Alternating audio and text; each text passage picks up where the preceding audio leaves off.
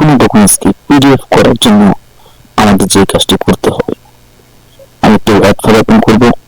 একটু word file open করার সাথে সাথে আমাদের উপরে দেখতে পারবো আমাদের রিবন মেনু থেকে আমাদের ফাইল মেনুতে চলে যাবো। ফাইল মেনুতে চলে যাওয়ার পর আমরা এটাকে সেভেতে ক্লিক করে দেবো। সেভেতে ক্লিক করার পর আপনি পিডিএফটা যেখানে সেভ করতে চান লোকেশনটা চিনিয়ে দিতে হবে। লোকেশন চিনিয়ে দেওয়ার পর আপনাকে ফাইলে যেটা আছে এখানে আপনাকে নাম প্রয়োগ করতে হবে। তো ফাইলে আমি নাম দিলাম। নাম দেওয়ার পর আমাদের এখানে দ্বিতীয় যে কাজটা করতে হবে সেটা হচ্ছে আমাদের এখান থেকে সেভ টাইপের যে অপশনটা আছে এখান থেকে আমাকে আইকনে ক্লিক করতে হবে। আইকনে ক্লিক করার সাথে সাথে আমি নিচে দেখতে পারবো পিডিএফ নামে একটা অপশন আছে, এখানে আমরা ক্লিক করে দিয়ে জাস্ট আমরা এটাকে সেভেতে পরিণত করে দেবো। তাহলে আমাদের ফাইলটা পিডিএফ আকারে প্রদর্শন হয়ে যাবে।